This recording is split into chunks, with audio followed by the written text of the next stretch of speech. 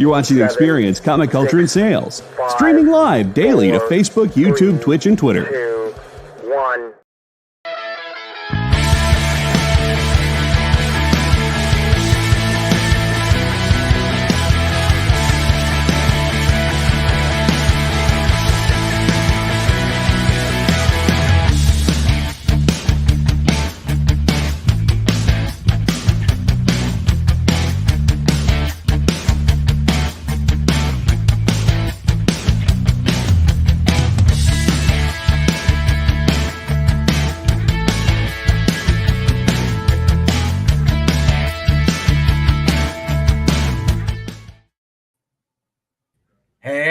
Happy Monday. So I can't even blame Comcast for this one as much as I'd like to. So I think the computer was not shut down over the weekend, which created the problem. But all the audio wasn't coming from the TV. It was coming from the laptop. Our modem isn't able to handle all the star power Robbie brings. If you follow Robbie on Facebook, you'll see he's had quite the week of the weekend. We need that second mouse on the wheel. To get Nick the power just gave me something before we start saying. Nick gave me something that he wanted me to show people, but I think it's more important that the creator show you guys and talk to you guys about it a little bit. So I will call the creator to the desk and they can discuss it. I think creator's the wrong title, John. Well, did you create those? I drew. And you created them, so that becomes a creator. Nick, for some reason, thought it would be a good idea that I could put in something to the Red Sonia 50th anniversary set, all the trading cards. So he talked me into drawing stuff. So they're actually going to be in the Red Sonia set. Now you got to go up and hold them up, man. Nobody can see it. Pull the screech. So I guess just let me know what you guys think if they're good enough. So this was the first one that I doodled. Preston. But that's the first one, and nice proceeds. Actually, I don't mind this one. If you guys know what this is homage to, type it in the comments. And that's my initials, so I'm gonna have cards out. What do you know? How cool is that, Amy? That's awesome. Congratulations. Which brings us to our second point. List, but Wait. Which brings us to our second point, Robbie. Oh, they're in the. They must be lost in the mail or something.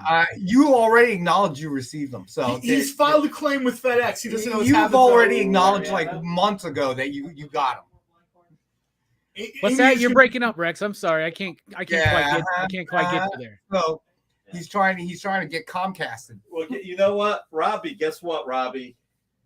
Yeah. What's up, Nick? You're doing Red Sonja sketch cards too now. Oh, the gauntlet has been thrown. Make sure you throw it adult. You send it adult signature required because now he's trying to play like, oh, we got lost in the mail, man. I don't know what happened. Adult signature. Yeah, they make you pull out ID. We're sending it to Robbie. I've never been so happy in my life. That is a legal term. We're not talking about his maturity level. We're talking about his driving. I'd be like, sorry, Mr. Postman, no adults here. Yeah. Then Mr. Postman's going to say, hey, dude, nice beard for a 12-year-old. So basically, Expendables 4 didn't get you to see the theater 6 times? No. I hate to say it, but when the first movie came out, like old guys behaving badly was like a novelty, and now it's just the second one was okay too. The third one was terrible. They've done so many of these movies now between Liam Neeson and whatever. Like people are nervous around. Well, Liam Neeson's only been doing the same movie for the last 12 years. It's on a truck. It's on a train. It's on a plane. I get it. He's a cranky old man. He beats people up. I'll be honest. I saw the movie by myself. There was no one in the theater. There was no one there. I went to see it a second time just to make sure it wasn't me. And there were 2 people sitting basically on the other side of the theater. About 2/3 of the way through, there'll be a scene. I don't want to spoil it. You'll see the movie. You'll know. No, we won't. They just kind of went, oh, okay. They did the roll, right? They went, oh, okay. And they just got up and left the theater. So that's because their entire audience that they're targeting is dead. 9 years in between. You know, I criticize you guys for not getting this selling soon enough, and I'm slowing this down. But at least I had a good reason. Amy's cards rock. Yeah. How did we get to the Expendables, though?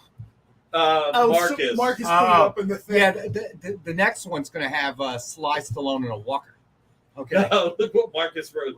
Get off my lawn. Basically, that's what this is, man. I mean, these guys have box office appeal, and what They are they did. They did. You know, I mean, let's just say there are other. I'm not shocked that The Nun retained its box office lead. Hey, Robbie, I'm serious. You're doing a couple of sketch cards. Oh.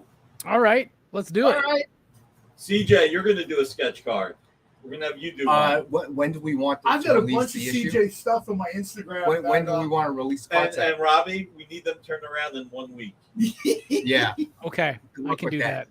Uh-huh. Come on, it's 2 sketch cards. I'll shoot down Alabama and pick it up, sir. And by the way, no putting Red Sonja scored in the rock. I know, right?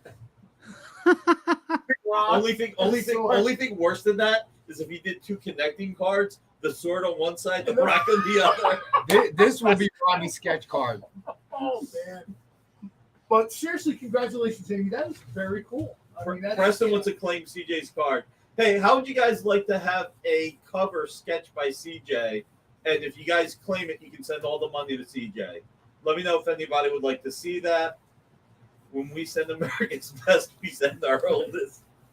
So, all right, cool. Amy did 2 cards that rock. Did anybody figure out what the 1 card was to? No one said it yet. That's okay. Like I said, I'm working on the 3rd. Hopefully, I can bring that. Hopefully, I can bring that in tomorrow.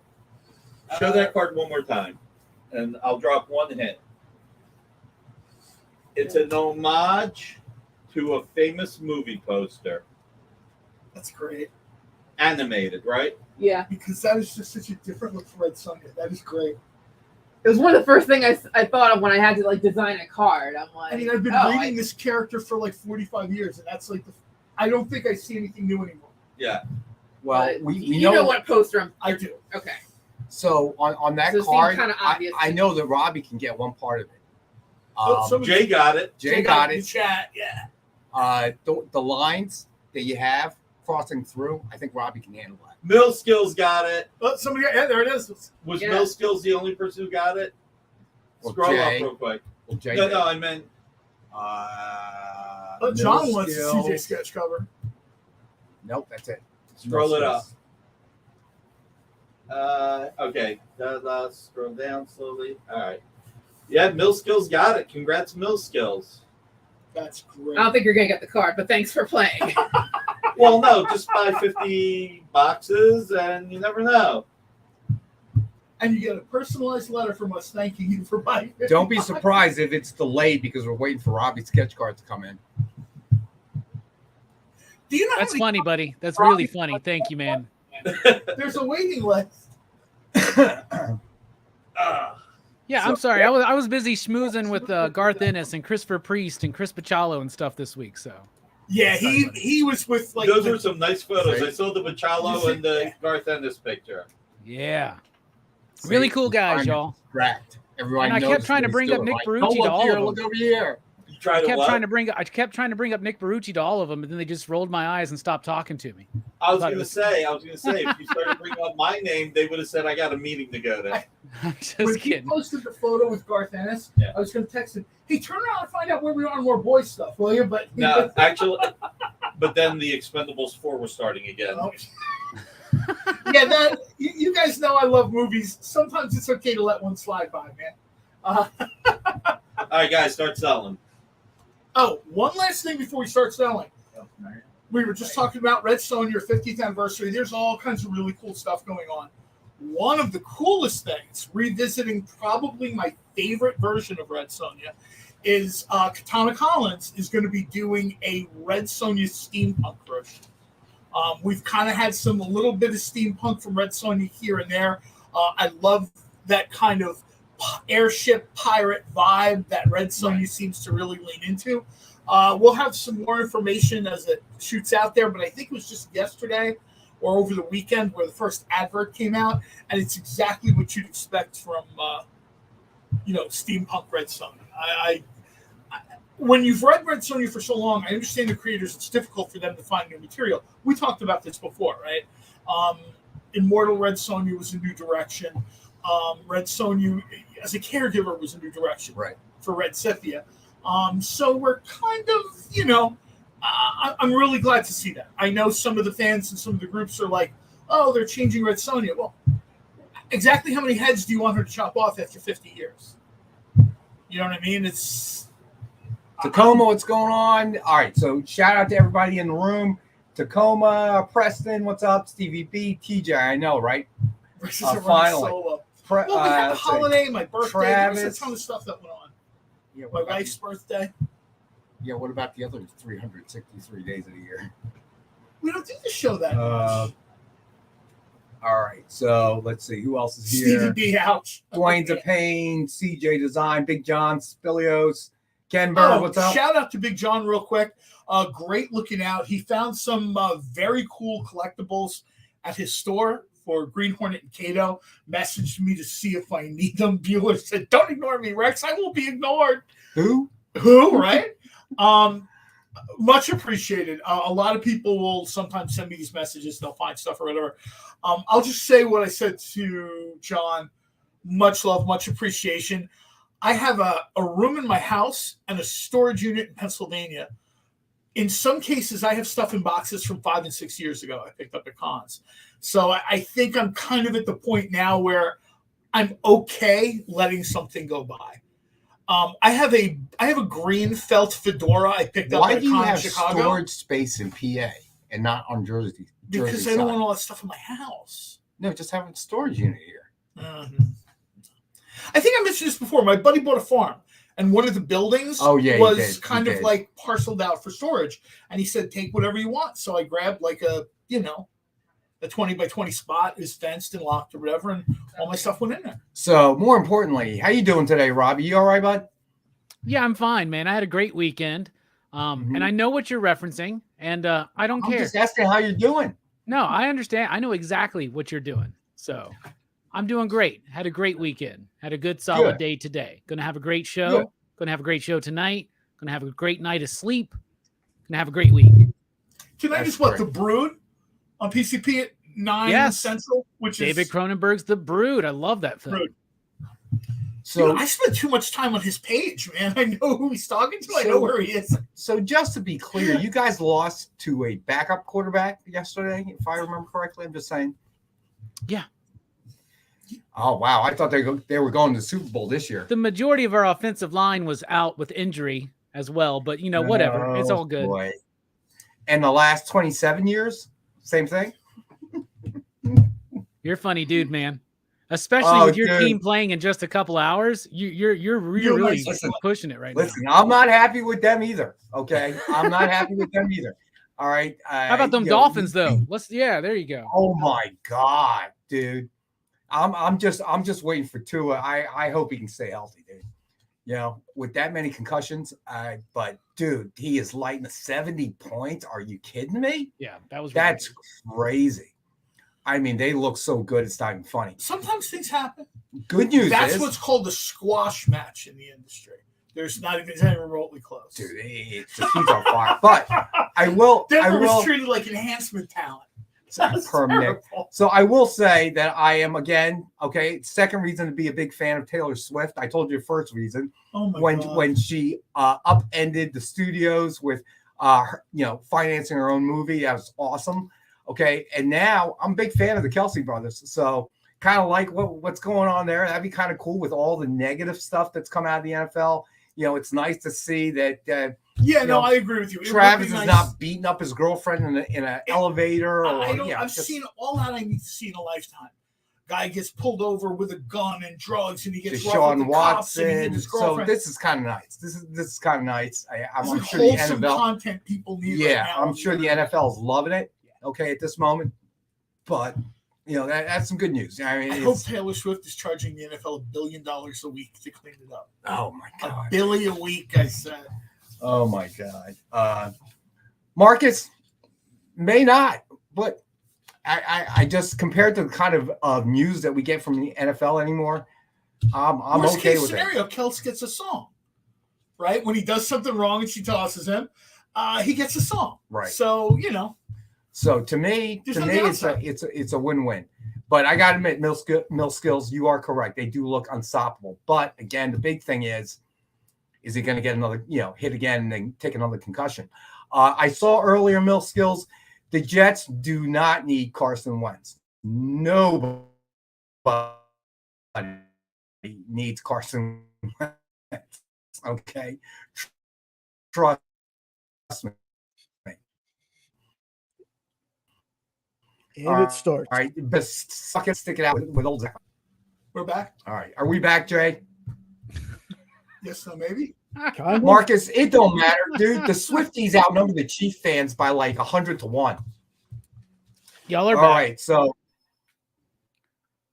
all right, we are back. You were.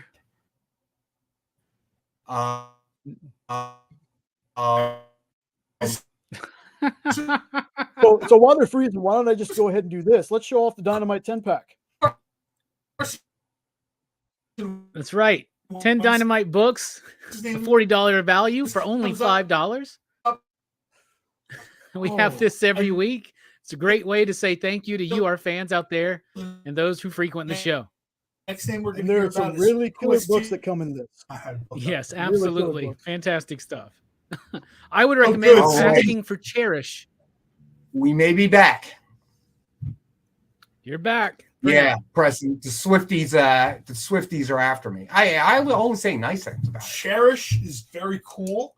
And you know what? I'll throw this out there real quick if we're talking about some of these books.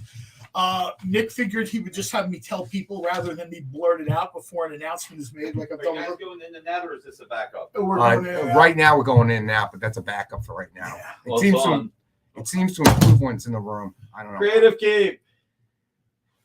For the robot language. All right, go ahead, John. Before we get No, cut I was off going to again. say Nick Comcast. basically gave me the okay to let people know. December, we get more Jennifer Blood. I know periodically people will ask when it's the final issue, and I'm like, well, it isn't. It isn't. It's the final issue of the story. Certain characters, I'm sure Dynamite will always have in the rotation. Have we offered anything for sale yet? No, all we've done is offer excuses for terrible internet Is service. Ronald here at all? Ron, I have not seen in the house yet, so Okay. so we'll probably start off with the Silver Age stuff. Well, we did the Dynamite 10-pack. Yeah, we did Dynamite 10 back. By the way, did anybody here see John Wick 4? I did. And It was good. It was good. I mean, the Continental on Peacock, the TV series, has not gotten great reviews. I only saw the one I episode. thought it was good. It was like a It was prequel. all right, but the Winston character, I can't see that guy being an older Winston. Yeah, that doesn't. That quite is a match. little bit tough. Yeah, But that I have doesn't some quite thoughts match. on the Continental comics. Ronald was here to start with, and then we talked about anything but the covers. Is that what he said? Ronald, Well, he come back. didn't. He didn't say hello. Do you want me to text him and tell him to come back? Well, yeah, we're gonna start Sure. with the cover sketches. So, Text him and tell him to get back online. We have cover sketches. yeah, no, he didn't say hello, so I don't know if he's here or not. I think, yeah, I think Preston was G sold joking. 6 10-packs during technical difficulties. Thank you, Jay. Thank you, Jay. I appreciate that. You didn't like it, Jay? I did. I He mean, didn't say that. He said he sold 10 6-packs for us. No, I think Tacoma said he didn't like John Wick 4. I'm sorry. You're Keanu Reeves shooting people Okay. for 2 hours. I'm just going to watch that. I'm happy for that. it was in line with the other movies. I saw Berserker, last. 47 Ronin, him killing people, just take the money. All right, so now that we know that Ron is in the house, we're going to start with the sketch covers. Yeah, Mike, those Reader 10-packs, it's probably the best deal that we every week have. I mean, it's a great way to dial into books that maybe you may have missed, or, Dynamite sometimes has something that flies under the radar a little bit that you read it later and you're like, oh my God, this is so good. Yeah, and we always, for those, like we have a bunch of Peter people in the group that buy it frequently, so we always try to mix it up. If, we can remember. We can't guarantee we can always mix it up, but we always try. All right, so Ron, you are in the room. All right, buddy. So we're going to start, as always, with our sketch covers. So first one up is Batman #1 facsimile edition signed with Superman versus Batman cover sketch by Joe Del Beato and Mariano Nicieza. This might be the best one they've done. Holy cow. Suggested retail of $149.99. And we've got this one tonight for $86 for 1986. For Dark Knight's here. Yes, sir. Wow. I like this one a lot. All Yeah. right. Obviously, the Frank Miller homage is cool, but the colors chosen, the way they worked with that yellow blank is awesome. Yeah. So, all right, Tacoma Geeks, you got it, buddy. That Mariano kid might have a future. Right claim on the sticky. Put it on the book, John. Come on. You keep this up, John's going to go to the movie theater. And just I'll tell you what I'm not going to see again. I'll tell you that much right now. All right. Next up, we have The Unworthy Thor #1, signed with cover sketch of Beta Ray Bill by Joe Delbiano and Mariano Nicieza. This is a nice one. Suggested retail of $119.99, and we've got it for $83.19. Great homage to Walt Simonson, classic cover. Very much in demand now, this book. There's a great video floating around on Facebook right now about probably the best Beta Ray Bill cosplay I've ever seen. Mm-hmm. And the guy walked over to Walt and Louise Simonson's table at the con they were at. I don't remember what con they were at, but he just basically walked up. He did the whole slow motion video with Stormbreaker. Right. They were like, wow. They were like, holy. It was like an 18-month build. You know what I mean? Wow. Like he had the whole headpiece and everything. I'll tell you, cosplayers are just, it's not wigs and Photoshop anymore. They are, yikes. All right. So next up we have, we have a new artist tonight too, that we're going to show off. All right. So these guys are pretty new. We've had some of their stuff before. Star Wars Vader Down #1, signed with Darth Vader cover sketch by Brendan and Brian Frame. Ooh, brother team. I love, first time I saw their stuff coming. Collecting dude knows what I'm talking about. He's seen it. It's when you're done with the show, you'll be in front of your laptop anyway. Go look for this thing. It's a very cool video. All right, so suggested retail of $149.99, and we've got this one as one of our 5-star for $50. Creative Keep wants it if Ron doesn't want it. All right, so I'm gonna put Creative Keep in here unless Ron says he wants it. Yeah, these guys are wow, man. There's very clean lines. It is a brother team. I don't know them really well. They primarily deal with Tacoma Geeks. Creative Keep is already has already claimed it if Ron turns it down. So Ron has first shot. All right, you got it, Ron. So Creative Keep. Sorry about that, Tacoma. All right, so but there's something about it, man. I really love their work. It's very nice. Right, I like it. This would make a good tattoo because of how clean that line work is. I've actually seen a tattoo similar to that at a show, but not nearly that well done. All right, so another piece by the Frame Brothers. We've got Captain America #1, signed with Wolverine cover sketch by Brendan and Brian Frame. Of this. Oh man, I seriously. What's the story? Getting Frame Brothers in here. Oh. Comcast strikes again. Or you only listen to one. This is a really nice cover. I actually really like it, and my favorite Wolverine costume here. I think the tan and brown. Are y'all back? Yeah, I love this. I am not a big fan of the yellow and blue, and I know traditionalists will, be upset, but I think the brown just looks more him. It seems more character appropriate than, yellow and blue. Not up to us, CJ.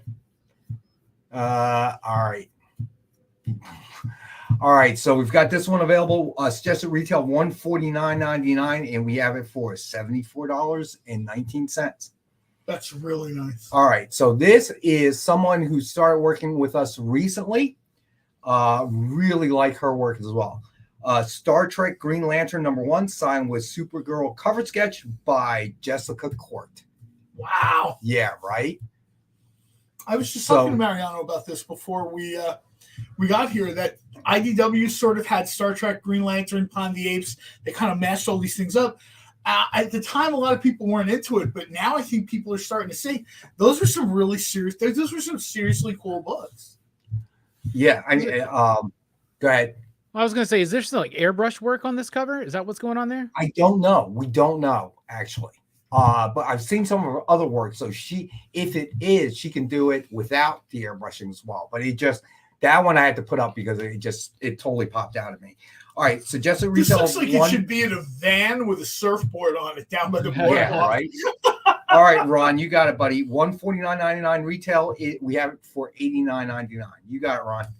It's yours, buddy. It just really, usually when Mariano gets them, he puts them up on a rack, one at a time to get a look at it. But wow, I was just like, whoa, who's that? And he told me you. I thought that rack was for free samples. I might. Oops. Yeah, I know. It is not. It is not, believe it or not. Jessica Court. So we hope to have more of her stuff online. And actually, we need to go to our first break. So sorry about that, Jay. With all the Comcasting and all the other things, I lost track. So stay with us. We'll be back in a couple minutes.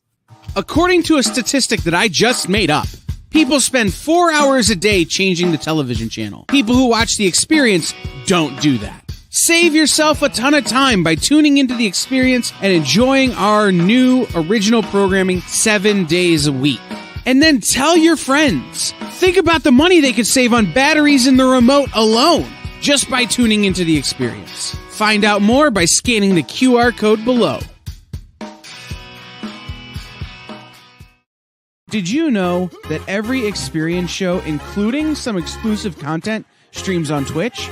Check it out, twitch.tv/the_EXP. Or just scan that QR code. Do you remember what it was like when you were a little kid and you got a letter in the mail? Now imagine that letter was filled with information about your favorite shows, pop culture questions, links to things you're going to want to see later, and even sneak peeks at upcoming programming here on The Experience. That's what the EXP mailing list is. Every week, we send you sneak peeks, information, and all of the relevant links for all of the shows you want to see. Sign up now on our website or scan the QR code that's on your screen right now.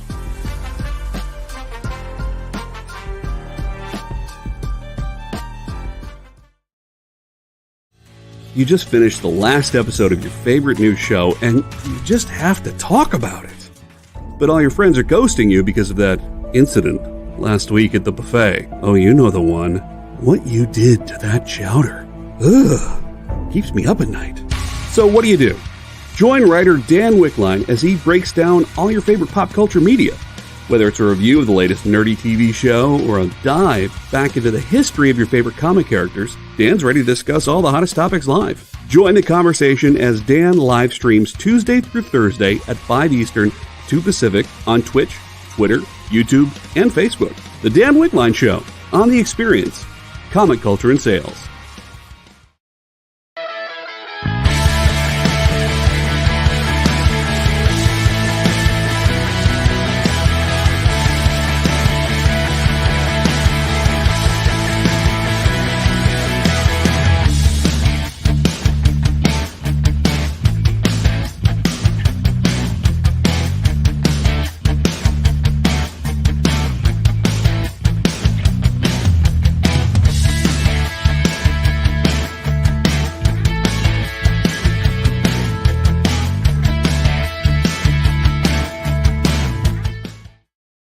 All right, I got you, Ron. All right, so Beta Ray Bill, got you, buddy. All right, so what's on for you tonight, bud? The Brood. CP, The Brood. We just talked about this. Okay. Sorry, I was so busy trying to make things work. I totally missed that part. Have you ever seen that one though, John? Like The Brood, David Cronenberg. A lot of people consider that his first brilliant film, and I probably would concur with that. I don't remember that one. There's certain times where people, for some reason, certain David Cronenberg films, like I've seen Nightbreed multiple times, and I've seen it with a buddy multiple times at the house. Like every time we put it on, he pretends we've never seen this movie. And I turn and I look at him. I'm like, we've seen this movie at least 3 Halloween parties, at least. And he doesn't remember it. And The Brood is the same way. People pretend like I've never seen this. Ooh, wow, what is that? All right, so we're going to have some CJ design sketches soon. Oh, wow. But look at this. CJ Design, you mean the guy from my Instagram feed? I've got some sketch covers from him. We're going to put 1 or 2 in the air. But what do you got? I'm not going to say who did this. But what do you guys think of this?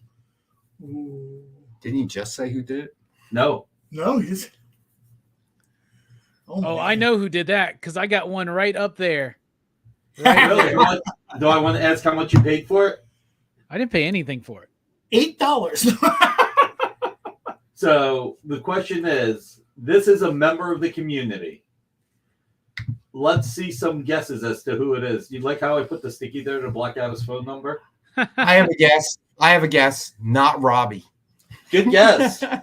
I remember the time you almost gave Kyle a heart attack because you threw up something on your phone, and he was like, "Wait, we have to block it out." Yes, no, that's where I learned. So let's see if anybody. It's a member of the community. He or she is in the chat right now. And it's not me. So it's no one on the air. Yeah. Do you think I do this show if I could draw like that? You gotta be... See if anybody guesses. Did we get to 20 likes? Oh, not yet. I haven't even said anything yet. We kind of have something at a special price. We're going to put something at a special price if we get to 20 likes. If we get to 20 likes. Nick kind of slid this in a little while ago. All I'm going to say is we really want to get to 20 likes. No spoilers. Dude, we're at 17 now. I'm just going to say I'm about to put us at 18. No spoilers. We're at 7. All right, there you go. Now we're at 18. Robbie, did you hit like? Oh, I hit like on Friday, my friend. There are times I do that too. When it comes up to remind me, I hit Nobody's guessing. All right. Jay guessed in our private chat. Did he? Yeah, Jay got it. Okay. Oh, wait. Let's see. I didn't even see that Jay put something up there. And Preston sees 21. Castle. Big John. John Spilios. Oh, yeah, John Spilios. Yeah. That is John Spilios. If you noticed, Big John changed his screen name to John Castle Spilios. You think he went down to DMV and has license change and stuff? I hope so. That'd be great. The whole cosplay. Okay, so we got 20 likes. Let me just show this real quick. I was told we have 21. I don't think anybody would lie. We'll let Ronald get first crack at this. Oh. We had this on Friday for $750. This is an homage to Amazing Fantasy 15 by Joe Del Beato with a little bit of Mariano Nicieza. We'll do this tonight for $400. Ooh. Now that we got the 21 likes. Yikes. So, $400. That's really cool. There's no chance in heck. Jay, can you get this from Friday night to pop it up? Yeah, John does have some great talent. Yes, sir. Give me just a minute. John, we'll have to get you to do a Red Sonja sketch card now. Yeah, mine's actually, John sent me one. It's like on a 10 or something. It's like a metal thing. It's right up there. It's kind of out of the screen right now, but if I get large again, you can see it. Oh, you know what it's like? One. It's like, remember when everything was in the 90s on Tyvek and chromium covers and stuff like that? Yeah. But it's a great piece. In fact, when he sent it to me, I was like, did you do this or did Mark Teixeira do this? Like, yeah, it's, I mean, that's very, I continue to remain the least talented of the people I know. And I'm fine with that because I was talking about the cards that Amy did. And I'm probably, along with Nick, the person in this office that's read Sonja the longest. Mariano probably too. And you don't see new takes on old characters that often. Amy just had a different viewpoint for it, and it was very, very cool. Yeah, I'm actually very nervous about the Red Sonja sketch card thing because women and hair are two of the worst things for me to draw. And I was trying to think of a clever way to do a Red Sonja card without having to draw. Without having to, and like I was like trying to think of a cool way to do something that represented her but didn't actually have, a woman or her hair on it. And then Nick's like, don't just draw a sword and a stone. And I was like, bro, I literally was just thinking that. Bro, it's just you know what, seriously, dude, all kidding aside, you can do her as in a hood. Okay. If you don't want to do the hair, you know what I mean? Do the hood so you only have to do the hair here. Yeah. Or I'll see what I can do.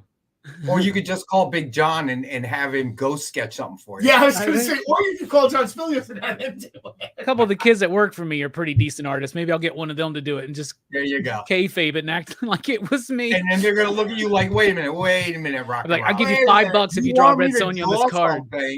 And put your name on it. If you don't do this Red Sonja sketch card for me, I'm going to cut your hours next week. That's what I'm going to do. I got this pencil right in my hand, dude. I figured if the kid asked that question, Robbie would be first. It is $400. He would scratch his beard and go, "Do you know who I am? Do you know I am a award-winning good hair guy? All right." You'll sketch this and you'll like it. Yeah. Okay. And I'd be like, and you better tell nobody. I'll be like Bob Kane. You better tell nobody that you drew that.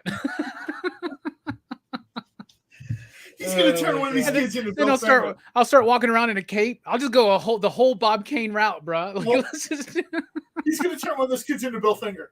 Let me tell you how I was the real power. That poor guy. I just read something recently. It was really weird. About Bill Finger? Yeah. There's a historian who's going around and he tells the history of Bill Finger, right? And what happened with Bob Kane and all that stuff. And he got something happened, and something about his presentation was a little, it wasn't edgy, I didn't think, but with everything going on, in the country today. So they told him he couldn't use that part, and he just decided he wasn't going to do the last part of that tour. He goes around and he tells that stuff. So that was weird. I think they covered that guy. There's like a Bill Finger documentary on, maybe it's Amazon Prime or Apple Plus TV. Yeah, Batman and Me or something like that, right? Isn't that what it's called? Like Batman and Me or something? Yeah, something like that. Yeah. And I think that person you're referencing is part of that documentary. So. Ooh, what is that? What, Screech? We have 25 likes, so we're going to give away a 1 in 25 Avengers #1. All right, so Marco Cicchetto. Okay, so let's make it #25 likes all lowercase, okay? All right, you got that, Jay? Is that good, buddy? Yeah, I get that. Yes, sir, I got it. Okay, thank you, buddy. All right, so to win the book, we just keep giving #25 likes or #EXP 25 likes. Sorry. And Dwayne's a pain. No, we're not actually Baskin Robbins, so 25 licks won't do it. But thanks for playing, Dwayne. Nick, Dynamite Ice Cream. Nick, you're an employee of the company. You are not eligible. Jay, can you scrub Nick's name right out? Oh no! Oh my God! All right. I think Dwayne was answering the age-old question: how many licks does it take to get to the center of a Tootsie Pop? Right? Yeah. Oh my God! I thought it was 38. Oh my I thought it was 38. 37. The answer to everything is always 37. In a row? People know why. Whatever. All right. So here we go. Try not to get any Tootsie Pops on the way to the parking lot. I'll never forget that commercial with the cartoon owl. Yeah, that's some commercials. Just 42. Thank you, Lars, man.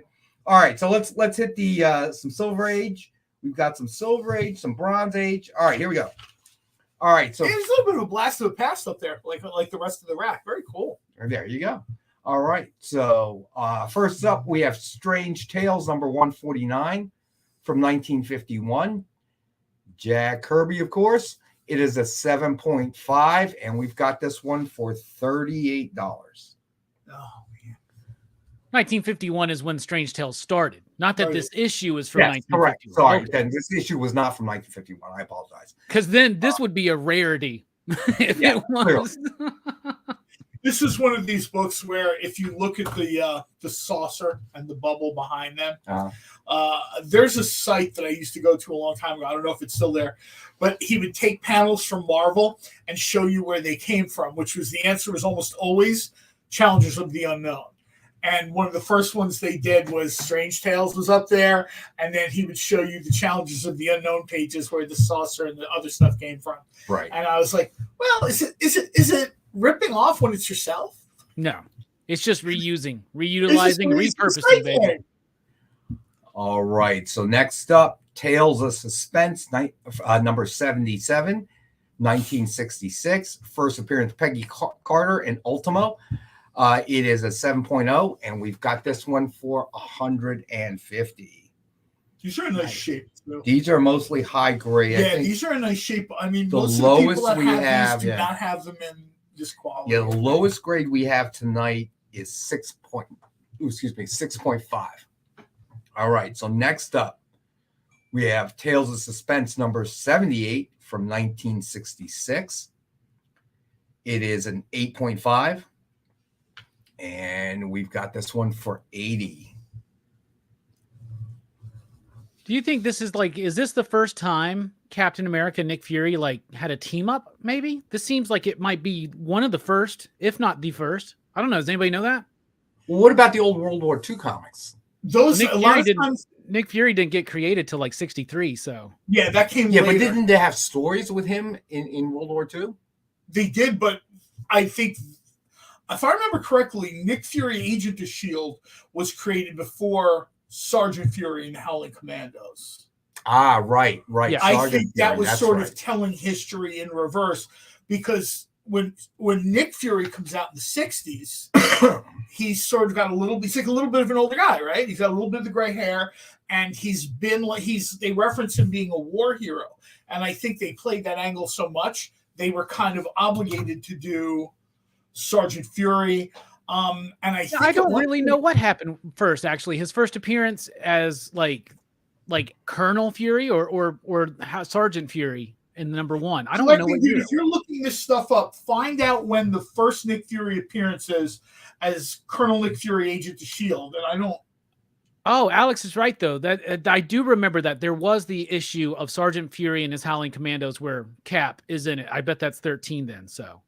Well, the thing is, we're talking about publishing and story chronological order, right? Because I might be wrong, but I think Agent of S.H.I.E.L.D. Nick Fury appeared before Sergeant Fury.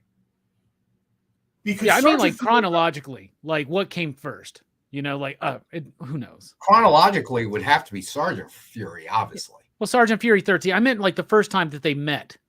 But I think Fury, in continuity. Okay. Yeah. Okay.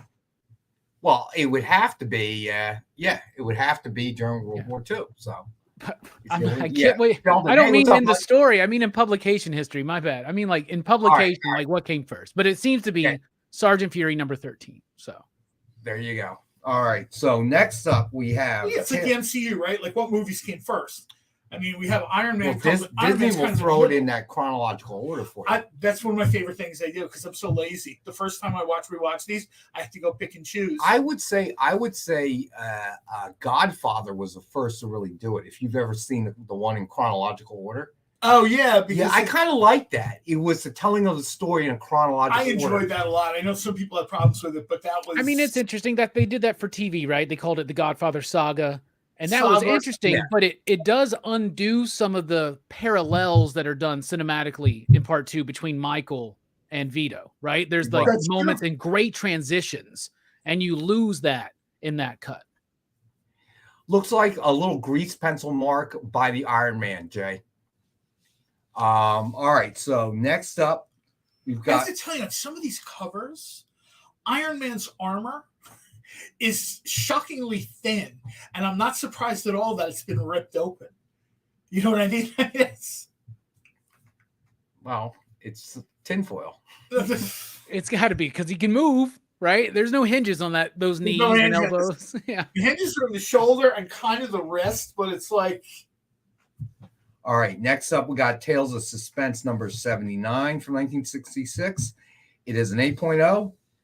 And we've got this for 110. Nick will love this book. This is another book where Submariner smacks Tony Stark around, and Nick loves Namor. All right. Looks like first. Thank you, Preston. Thanks, Preston. Yeah, I thought I had read that somewhere before. And, I talked about this a lot. Jim Steranko does his chats on Sunday on Twitter, and this came up one time.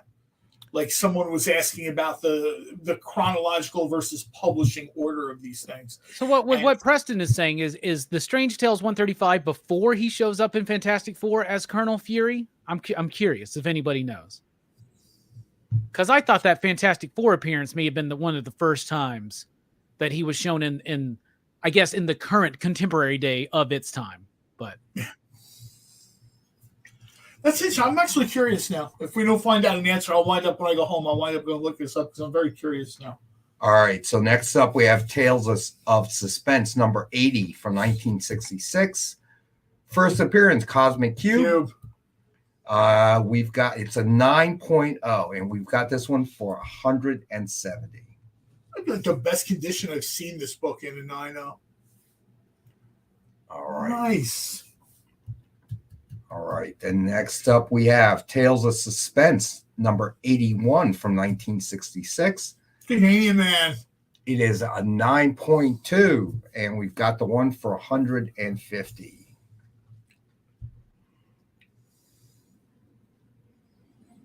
Okay, TJ says FF was the first appearance of Agent of Field, I guess. Okay. Because they probably use that to launch into him showing up in Strange Tales, right? That's probably what happened. All right. So then next up, we've got Tales of Suspense number 86 from 1966. Nice. It is a 7.0, and we've got this one for 35. Yeah, these are kind of like nice prices to fill in gaps in Silver Age and Bronze Age collections. Right. And high grade, too. Yeah, I just, like I said, some of the stuff I have is just not, you know what I mean? It's stuff I just wanted. So, like, I just pay, you know, like $15 for it at a show or something because I just wanted it. But, you know, it's always sort of. All right. So then we have Avengers King Size Special number 1 from 1967. It is a 6.5, lowest grade of the bunch. And we've got it for $30 tonight.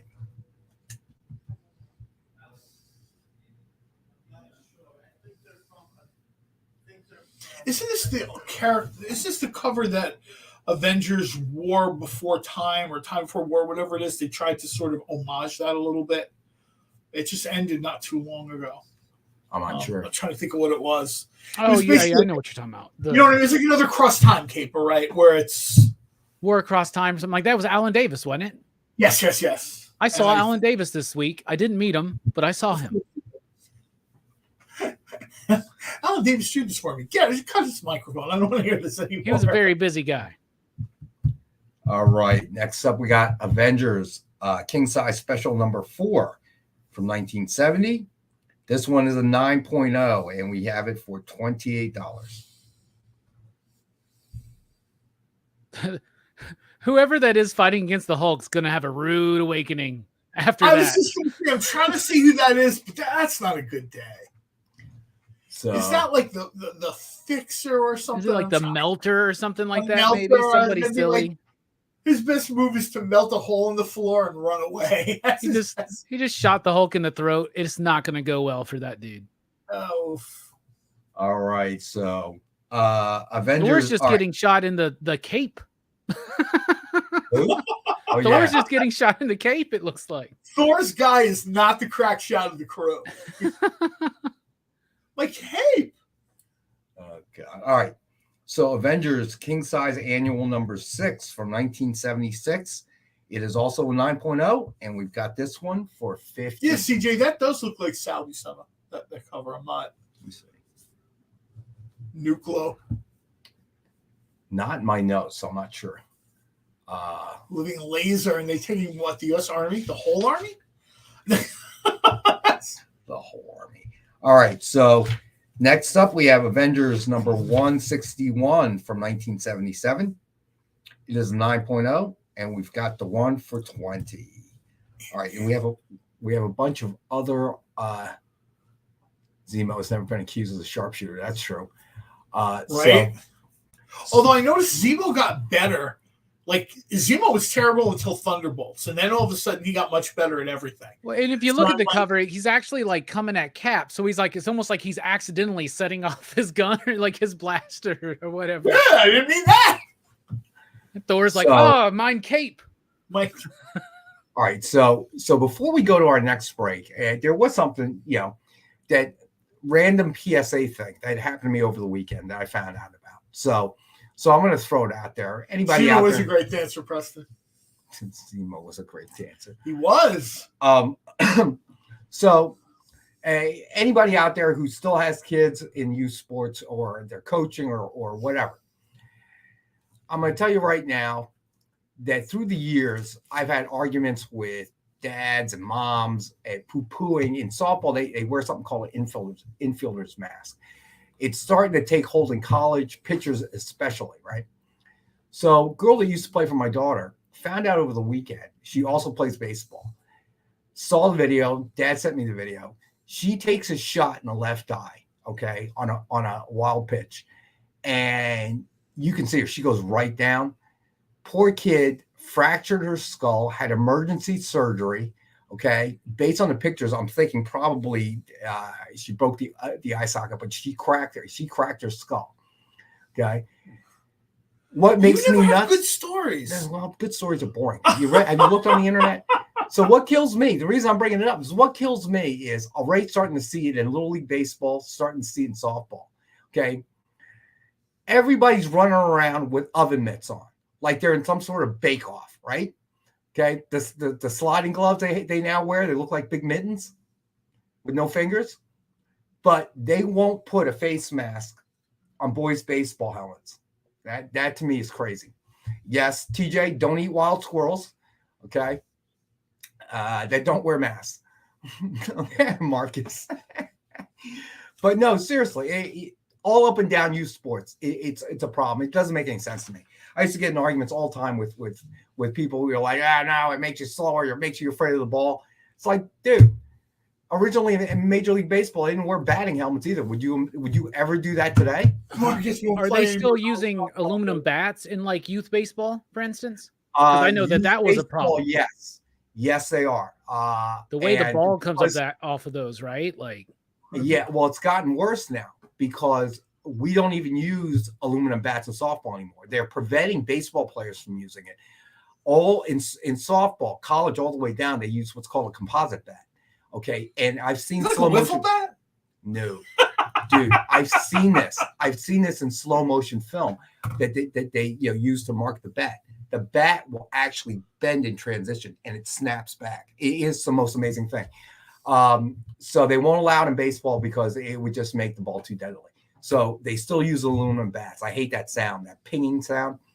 But softballs even TJ, they work. Okay, now you got a full-grown guy swinging an aluminum bat. Somebody get killed. And I just watched this kid. I'm telling you, man, it's a scary thing. All right, so anyway, we got to go to our next break. When we come back, we will do a quick Rex cap. And the sports medicine report. And we'll talk about the weather. So stay tuned. We'll be right back.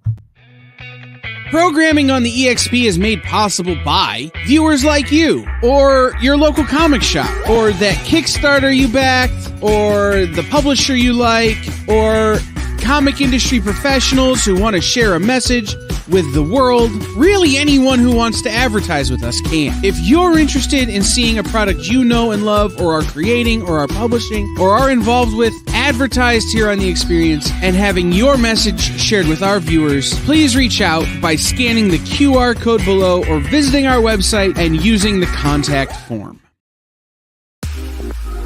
You know how when you go to Comic-Con, after Comic-Con, you go to the hotel bar, and there's a whole bunch of people playing music and dancing, and you've got Pikachu and Lara Croft Tomb Raider doing the cha-cha slide just down from Deadpool and Batman and Wonder Woman? That's every Saturday night over on the Experience Twitch channel. Join Taji Beats for the EXP Dance Party, exclusively on Twitch, twitch.tv/the_EXP.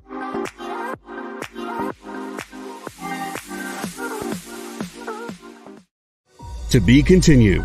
3 little words that hold the secret to the next great story. 3 words that will thrill you, confound you, give life to new possibilities. Every variation of To Be Continued is a promise. A promise of adventure. A promise of excitement. A promise of unseen wonders and unexplored worlds. A promise that every issue you read makes you a part of a never-ending journey. And behind every page, there will be an unopened door waiting for you. This story to be continued at your local comic book shop. Visit comicshoplocator.com today.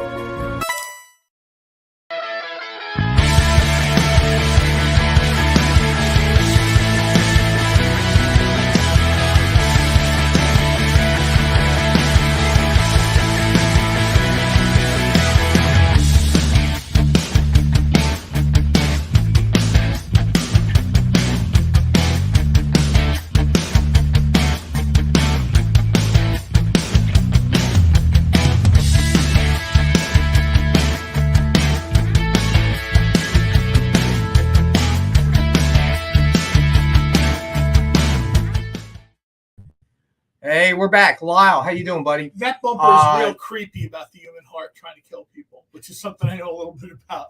So let me tell you what your heart's doing while you're sleeping. It's assessing your life. Most people's cases, they're not too bad.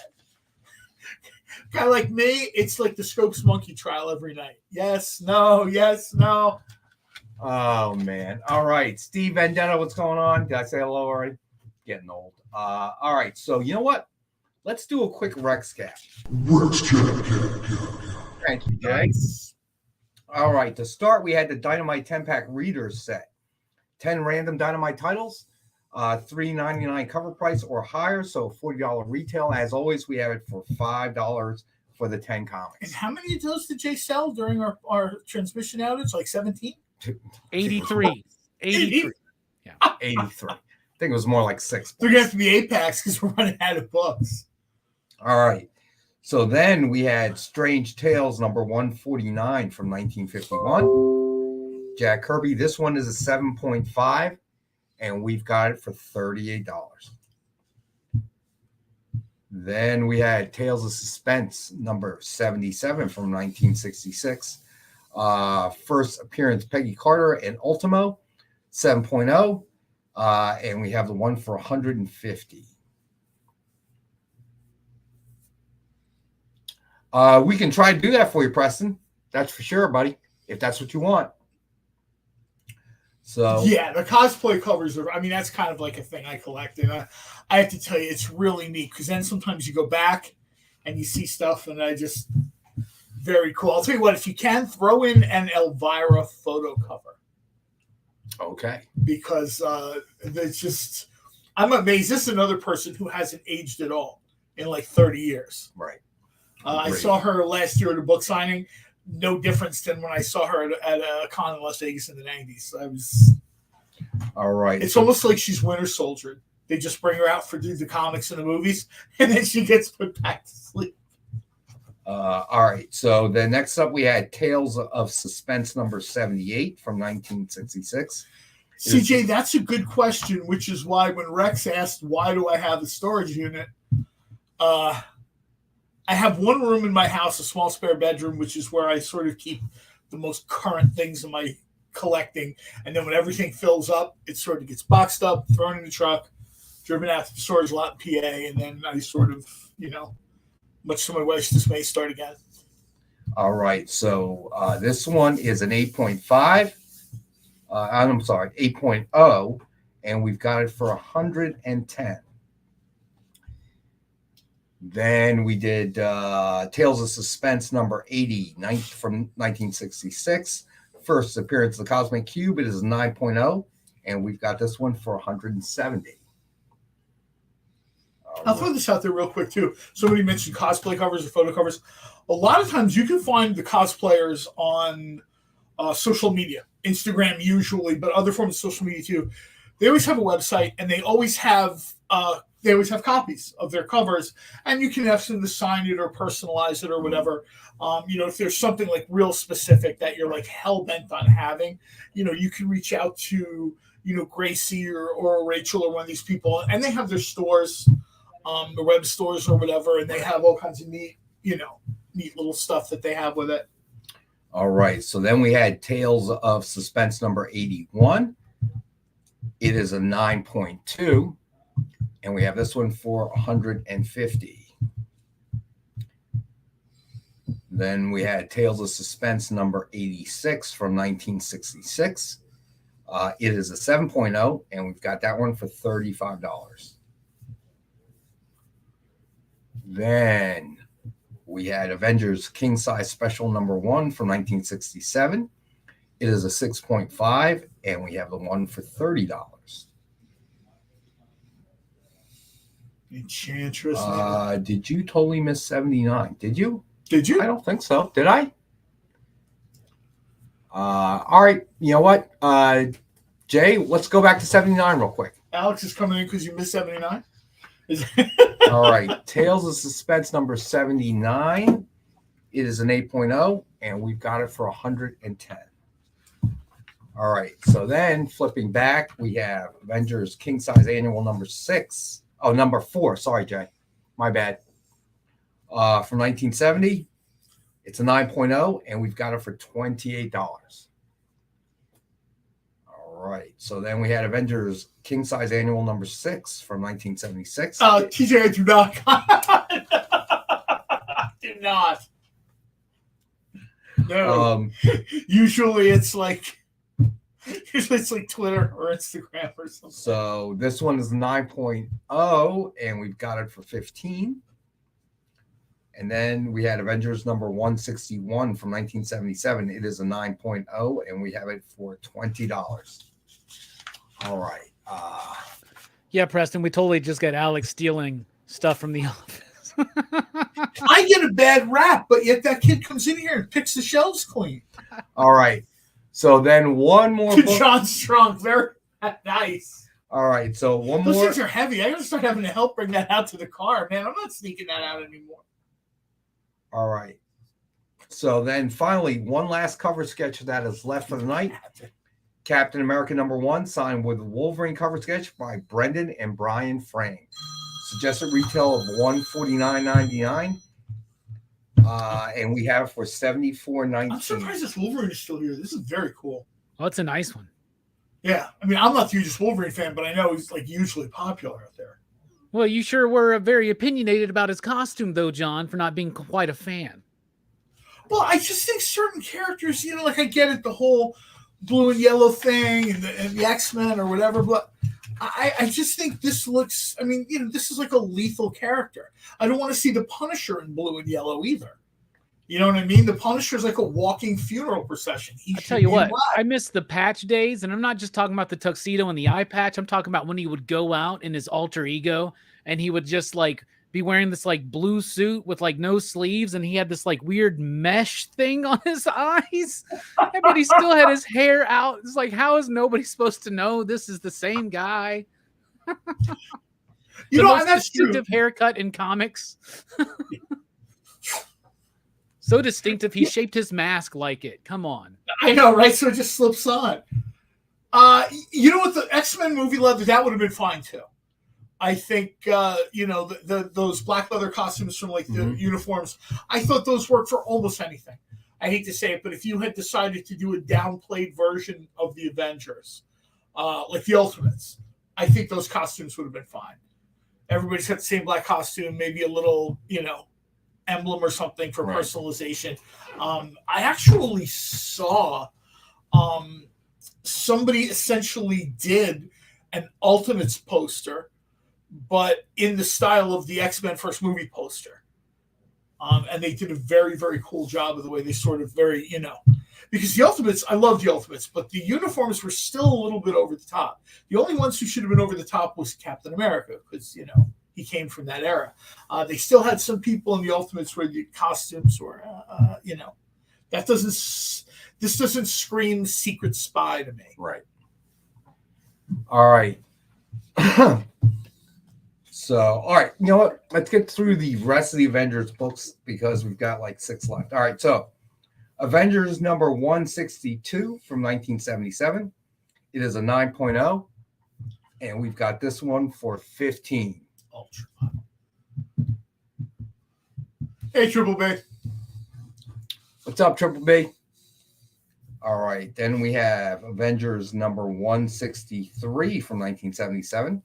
It is an 8.5. And we've got that one for 18. This is all like what, Wolfman and Perez, this era? This is the what Kurt Busiek once called the sweet spot of the Avengers. Yeah, and like man, you just gotta really applaud Hercules' fashion sense. Those pant strap boot things that he wears. I don't know what's going on there, but it's I love it. It's a bold choice. Can't be easy to put those on, by the way. You got to buckle each one, probably. Guy, you can wear that because what's somebody going to say anything, right? Like if I walked out like that, people would be like, "Oh my god, dude, stop it!" But when you're Hercules, I just have this idea in my head of Hercules always late to Avengers missions because he's got to buckle each one of those. He's a god. He has servants. Put that on for him. I would think, right? They're just Velcro, right? That's what. Very good, Hercules multi-pass. Nice drop in. Just a quick reminder: since we hit 25 viewers, we're doing this at 400 instead of 750. Amazing Fantasy 15 recreation. Robbie would smoke this though if he ever draws. All we need you to do is Yeah, deliver, I'm not Robbie. seeing it. Robbie did everything above Spider-Man on this page. All right. All right. So Avengers number 164 from 1977. It's a 9.0. And we've got it for $12. And then we have Avengers number 165. It's also a 9.0. And we've got this one for $12.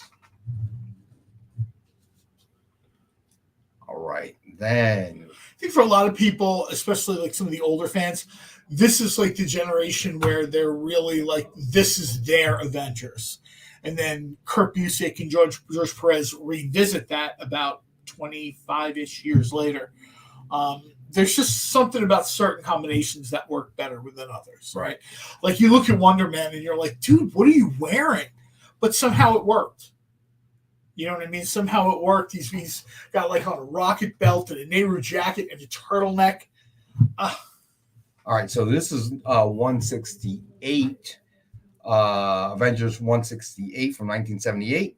It is a 9.4, and we've got this one for $20. And then finally, and this will wrap up the Avengers run, Avengers number 170 from 1978. This is George Perez, 9.4, and we've got this one for $18.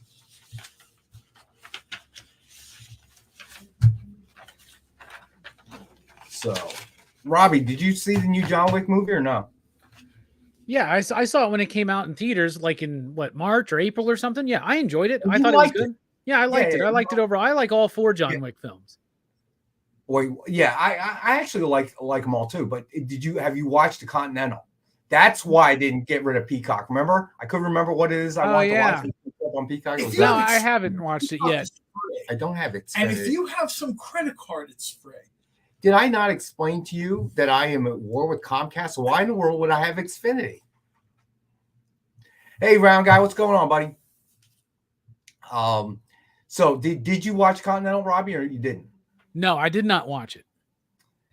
It's okay. The action, John, what do you think? The action sequences, I thought. I liked it, but I tend to like anything set in those kinds of worlds. I do agree with your criticism, though, that as much I really liked it, but I'm having trouble connecting that to the world of John Wick, the first movie. Yeah. When we first see that movie, there seems to be, I guess, like a whole lot of story has to be told from the Continental to, you know what I mean? It seems like, first of all, where did Winston pick up the slight British accent in the movies that he doesn't have in the series? You know, to me, that was a big, you couldn't find nobody that looked a little bit closer to the current Winston than, you know.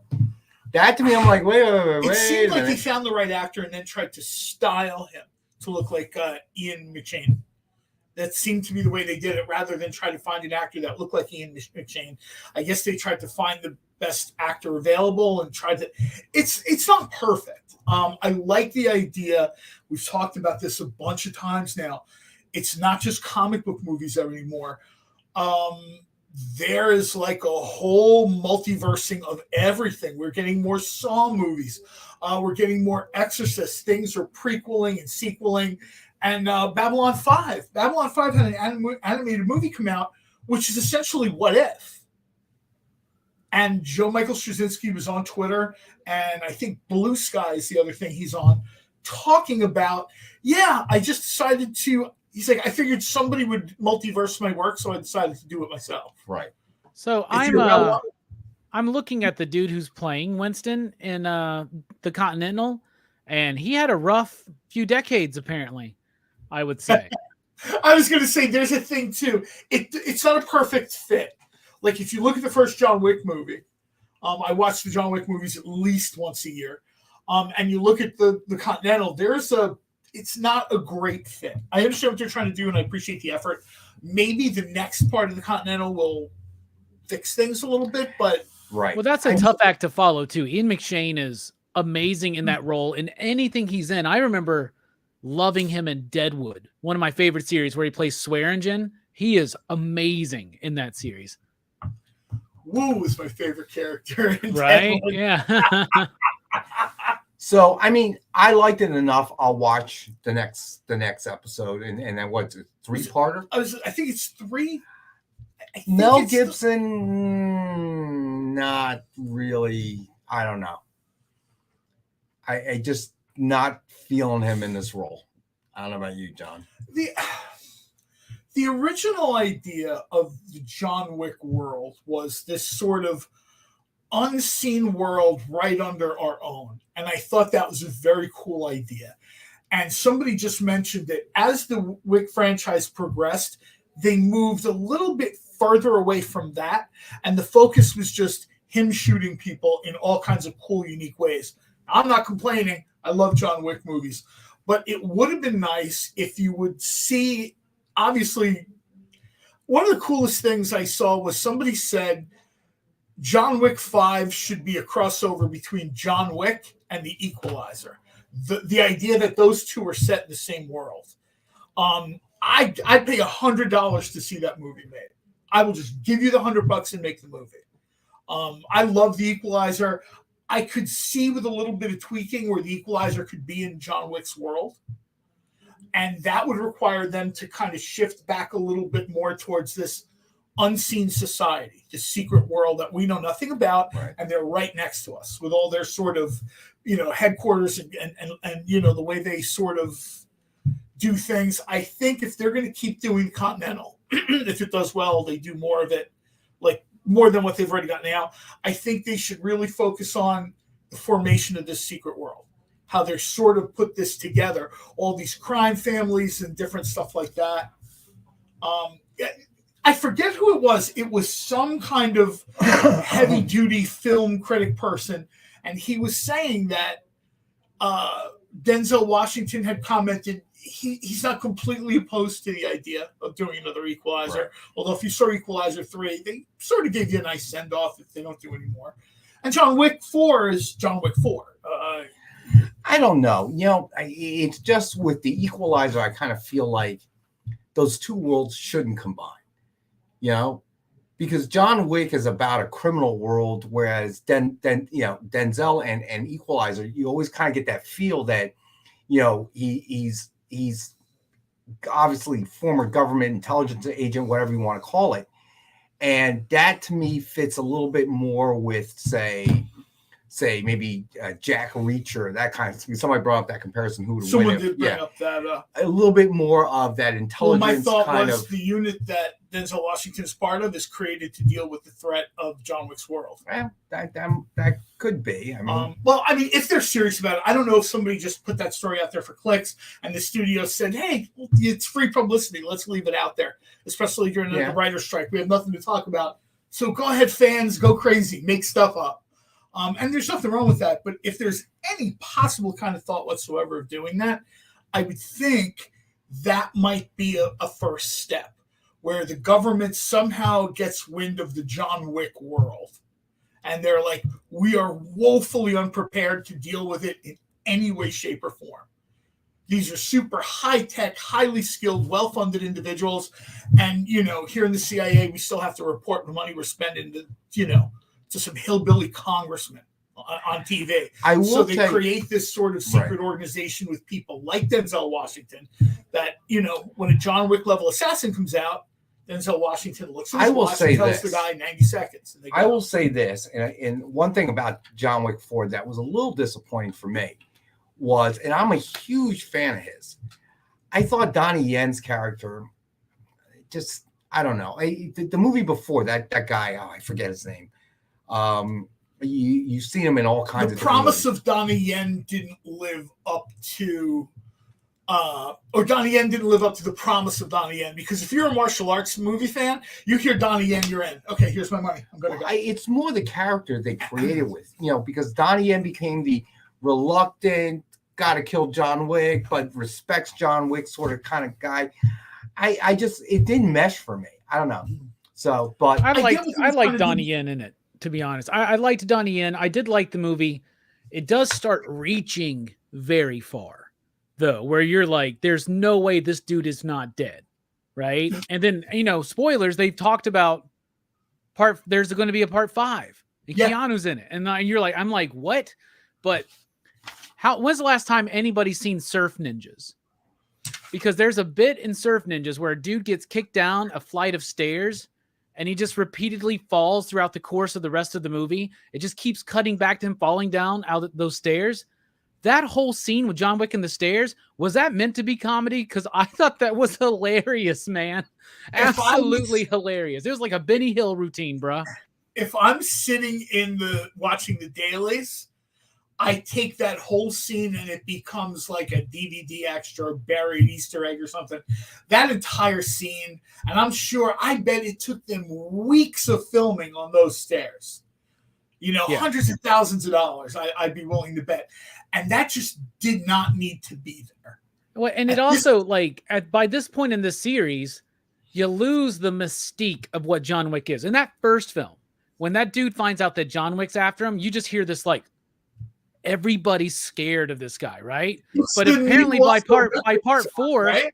Anybody is willing to go after this dude. You know what I'm saying? I mean, and how many assassins are there in this guild? Because through all these movies, there's thousands and thousands of them, man. Well, I hate to say it, but what it was reminiscent to me of was The Hand in Marvel, the League of Assassins in DC, where when there's limitless numbers of them, it ruins the specialty of it.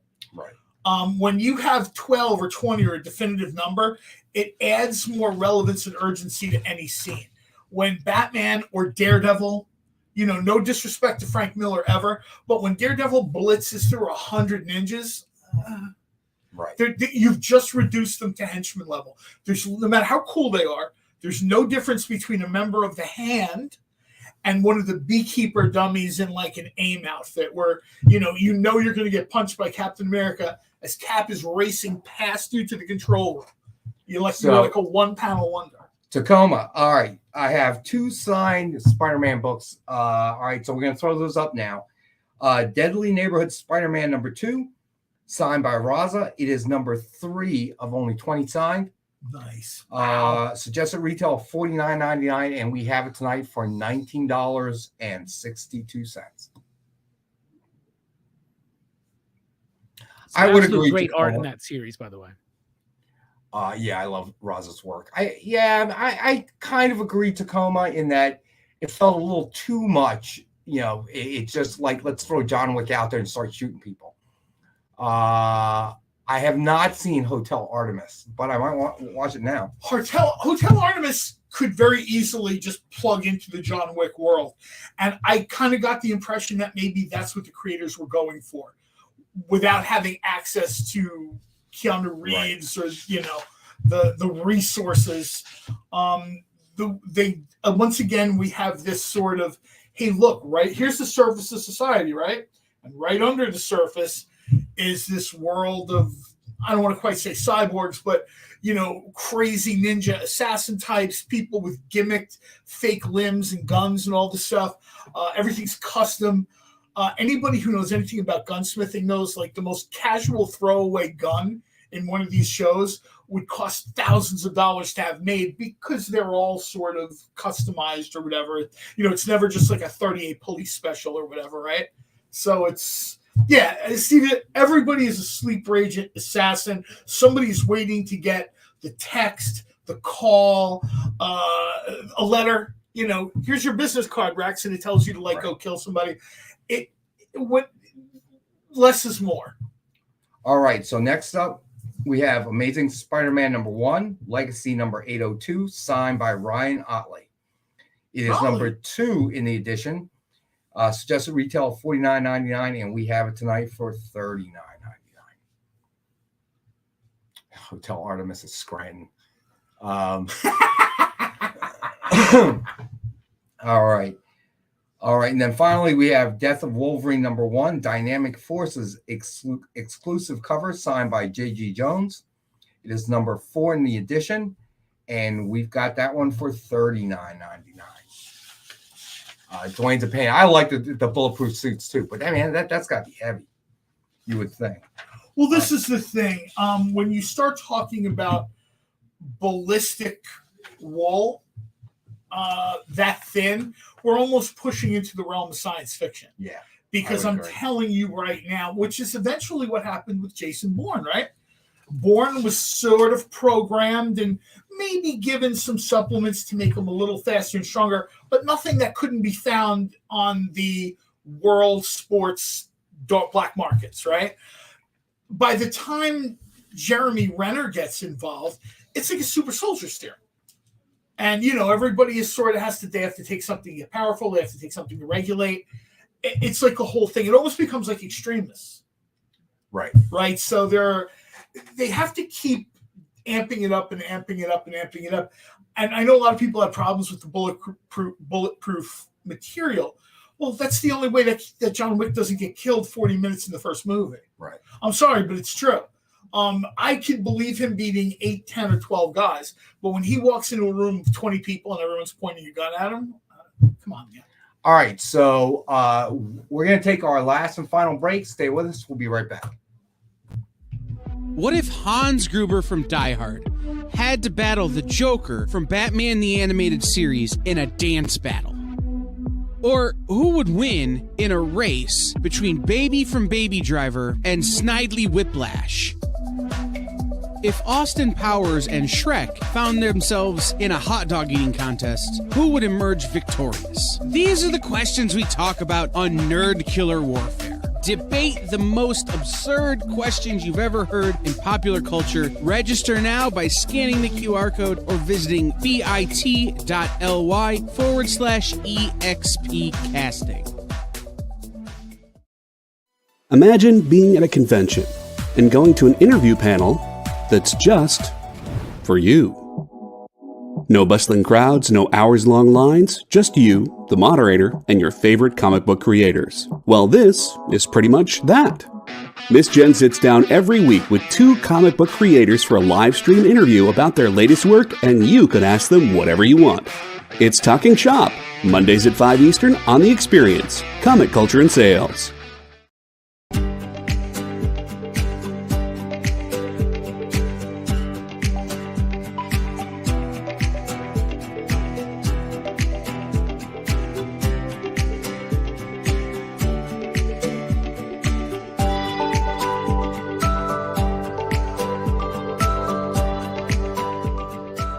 There's something for every imagination at your local comic shop. Visit comicshoplocator.com to find a store near you. Why was Princess Zelda sad after watching a bunch of YouTube videos? She couldn't find the link in the description. We'll stop if you subscribe to our YouTube channel. It's super easy. Click subscribe and click the bell when you do. And thanks for supporting the EXP. Go follow The Experience on TikTok at @the_EXP1 or scan the QR code on the screen. Our TikTok is like everywhere else we are, except you only have to deal with us for a minute. Seems like a win-win to me.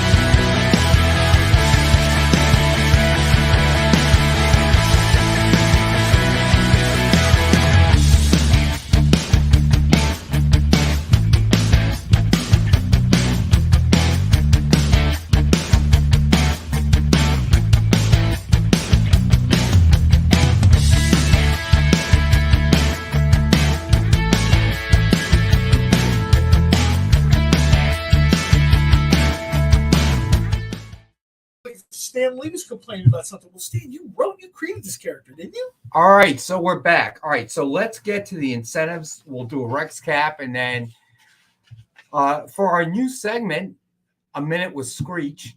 because that's all we can Oh my take. God, collecting dude. All right. As he will go over the DF previews. I said it's Not time yet. Twice, not Not time yet. You only appear when I call your name 3 times. You'll hear us yell out screech when time comes. Oh, you said it, 3rd time. He's here. Hey, everybody. Oh my God. It's That's the it's Amy Beetlejuice rule. It's 3 like times and he it's appears. like dealing with a toddler. All right, so here we go with the incentives. Batman, Superman, World's Finest, number 19, 125 ratio. Alexander Lozano variant. Oh, wow. Trading out in the wild for 25, and we've got it for 18 tonight. Is this the first comic book appearance of Prince's Party Man? I don't know that. No. Do you remember it was a joke. Sorry, lost. You remember the Prince did the soundtrack to Batman? Yeah. He did the song Party Man, and in the video, he was half Joker, half Batman. In the art museum. Steve, I tried actually was a watching good Hardcore song. Henry. It made me sick. Really? Yeah, it was. I watched Hardcore Henry. Like I tried to watch it 3 or 4 times, and it gave me a headache. And I'm like, maybe I shouldn't have had all this food before I watched this. All right. Next up, we have Batman, Superman, World's Finest, number 19, 150 ratio. Helene Lenoble variant. I love this cover. This is so cool. Trading out in the wild for 50, and we've got it tonight for 25. All right. Then next up, we have Captain America Volume 11, number 1, 1-in-100 ratio, Frank Miller variant. Trading out there in the wild for 100, and we've got this one for 60. I know a lot of people got their thoughts about the new Frank Miller covers. I got my thoughts too. I love this one. I do. I love this cover. Yeah, the Wolverine one wasn't real popular, huh? One of the comments I hear about Frank Miller all the time is that he doesn't have the appreciation for certain characters. And I'm going to say right now, I don't care where you fall in this argument.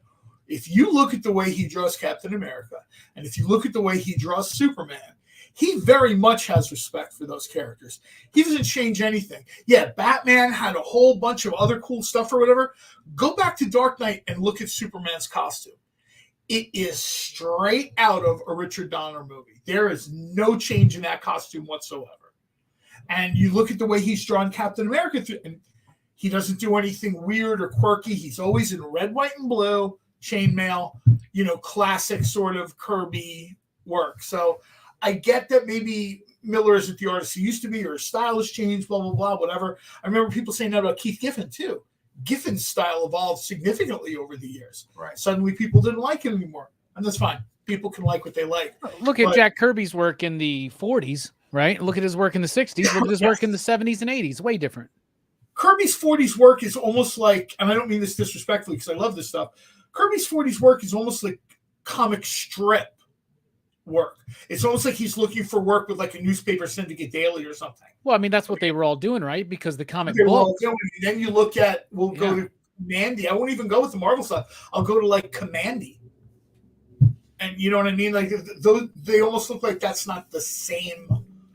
The cool thing about seeing Kirby's work is that you can see it progress from that strip-oriented kind of golden age style into basically defining what a comic book was going to be with Joe Simon, and then perfecting that at Marvel. And then once he realizes everything, puts out the best work of his career with the Fourth World. So, well, I think when he's doing Challengers of the Unknown, if you look at Challengers of the Unknown, as the issues progress, he's becoming more and more what we think of as Kirby.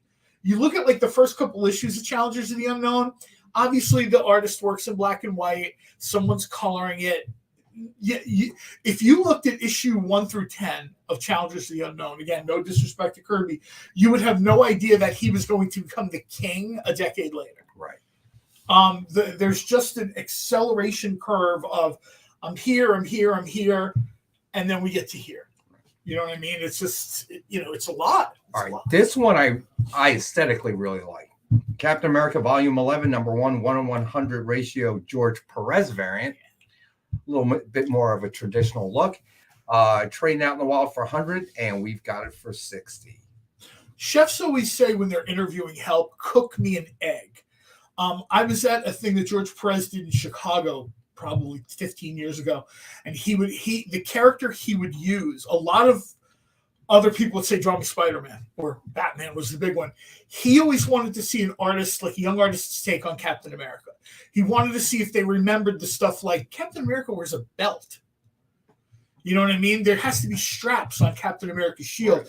And you could see people in the audience were like, oh, like I could tell who was the artist in the row because like I see it clicking on them. I mean, I'm just a fan sitting there, so it doesn't matter. But I could see the artists who were there listening to George Perez like, oh my God, you're so right. You know what I mean? Talking about how parts of Cap's suit are thicker than others.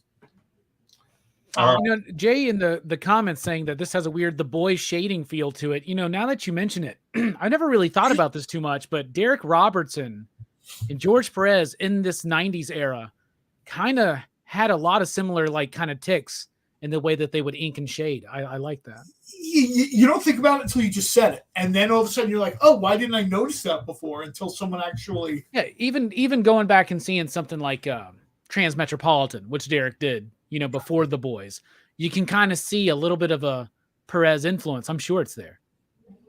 All right. So next up, we have Death of the Venomverse, number 4, 110 ratio, Gabriella Del Otto variant. Trading out in the wild for 15. We've got it tonight for 10. All right. So then next up, Predator versus Wolverine. What you said about multiverse. Number 1, 125 ratio, Alex Maleev variant. Trading for 25 out in the wild. We've got it for 20. Well, Alex was talking a little bit before we went on the air. We were in the office, and Alex was talking about the 20th century imprint and how you're going to kind of get these types of things. If you go to a site called Bat in the Sun, they do these sort of cool superhero battles, reenactments or whatever. The most popular one that's not Batman is Predator and Wolverine. So this has been percolating for at least 10 years. And fans have probably been talking about it for 25 years. Well, we've got the version of this one as well. Predator versus Wolverine, number 1, 1:100 ratio, Alex Maleev variant. Trading out in the wild for 100, and we've got it tonight for 70. I'm surprised someone doesn't pick this up because next year. This is going to be a lot more than $70. This is a great one to do a non-trade dress one for because it adds to the image because now we can see clearly the Predator's shadow, right? I was just going to say that the trade dress, unfortunately, kind of impacts the artist's work a little bit. Right. All right. So next up, we have Star Wars Dark Droids. D Squad number 1, 150 ratio, Mike McCone variant. Trading out in the wild for 100, and right now we've got it tonight for 70. I saw him this weekend too. I didn't meet him, but I saw him. Kevin Porter is very cool. Every once in a while, people will be talking about who's your favorite Batman on Facebook or a chat room or whatever, and there'll always be, of course, Kevin Conroy's name is always up there, but Kevin Porter's name comes up a lot, and people have no idea who that is. So you've got to post a link to Bat in the Sun. He's a very good Batman, and he's a very good Punisher. All right. So what you got, Nick? This has a weird The Boys shading feel to it. This Friday on The Experience, we are going to have these two awesome cover recreations in homage to Todd McFarlane and Frank Miller. And don't forget, because we got 25 likes, we still have the cover recreation by Joe Delviato? Joe Delviato. Joe Delviato, $750 retail value, and we got it tonight for 400. Hashtag EXP 25 likes. That's right. That's for the drawing on the Avengers book, right? Okay, so next up, we've got Superman Volume 6, number 6, 125 ratio, Alex Saviuk variant. Trading out in the wild for 25. We've got it tonight for 15. I saw him this weekend too. Didn't meet him, but I saw him. He was right next to Howard Chaykin, who lambasted us for having him sign Star Wars comics. As I knew it was going to happen. My buddy was like, will you take my Star Wars number 1 to get Howard Chaykin to sign? And I was like, Man, he hates signing that book, bro. Don't make me take that one to him. Come on. And I couldn't find a copy of American Flag #1 to like make up should have for it. said, well, sir, you have to sign this because no one will part with a copy of American Flag. I think you got to know how to work chicken a little bit. All right. So next He was up, fun. we He have was great. He was great. Superman Volume 6, number 6, 150 ratio. Gleb Malinikov, a variant. Trading out in the wild for 50, and we've got it for 25. All right, then it's a we very have unusual angle for Superman. I mean, think about all the Superman covers over the years. This is sort of, this is a little bit different. I like the artist's approach to this. Yeah, he All wanted right, to spotlight next them up- super hands. All right, so next up we have Uncanny Spider-Man number 1, 125 ratio, Sam De La Rosa variant. Trading for 35. We've got it for 25 tonight. Then we have Uncanny Spider-Man number 1, 100 ratio, Lee Garbett variant. Trading for 130. We've got it tonight for 100. Collecting, dude, that Superman cover was a wraparound cover? I'm just trying to understand. He said it was a wraparound cover. All right, so next up we have Wolverine Volume 7, number 37, 125 ratio, Joshua Sway Swaby variant. Trading for 25. We have it for 15. Well, that's a nice cover for wow. All right, and then we have Wonder Woman Volume 6, number 1, 125 ratio, Matteo Scalera variant. Trading for 25. We have it tonight for 10. All right, and then we have Wonder Woman Volume 6, number 1, 1-50 ratio, Mikkel Janin variant. I hope I pronounced that name right. I always like when they have the sun in Wonder Woman's face. All right, trading for 50 out in the wild. We have it tonight for 20. And then, because usually they do these types of covers. It's Superman with the sun in the face, right? Right. Because the two are linked, so it's kind of cool. And of course, Batman's in shadow constantly. If you've seen Lego Batman, you know he wears black and very dark shades of gray. So what you don't see is the next part of this cover where she's catching the lightsaber that Luke Skywalker just threw over the cliff. All right, so the final incentive book of the night, Wonder Woman Volume 6, number 1, 1-100 ratio, Daniel Sampier variant, trading for 100. We've got it tonight for 75. All right, and just remind everybody, we have one sketch cover left. Captain America number 1, signed with Wolverine cover sketch by Brendan and Brian Frame. This is just a retail of $149.99, and we've got it for $74.19. All right. Alex. Go ahead, Shrek. I said it 3 times. Or Screech, whichever. Donkey. Hey, what are you doing? Shrek. Oh, Lord. All right, so Shrek, Shriek, Screech, whatever. Alex, his name is Alex. So we have a brand new thing that we are offering. They are grab bags. Oh, Yes. wait a minute. Hey. Claim. All right, Preston, you got it, buddy. The 1-in-20 Wonder Woman 1-in-25. Oh, that's a good pickup. Preston. Got it, Preston. You So- got it, buddy. These grab bags. Yo, you keep moving that table. It's still So you can't get a book so I can put the sticker on, please? Which one? The Wonder Woman book that just got playing? It's not up here. Oh, it's not? No. Oh, all right. It's okay. I got it on. You got it? All right, as long as I'm We're good. Thank you, though. So these grab bags are complete. They're from some of the collections that we've got. They are completely random books, mostly 90s books, mostly filler issues, but good reads.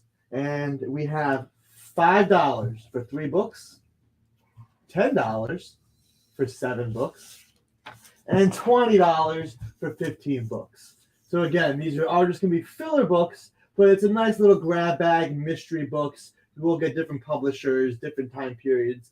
Most of these are 90s eras, but if anybody wants a grab bag, just post you on a grab bag, and I'll put something together for you and have a little fun package. So that is what's new. But what else is what's new is the last page in previews. So we're going to go over the Dynamic Forces solicits. There's only 8 of them on this last page, page 4. And this is all stuff that is coming out in November.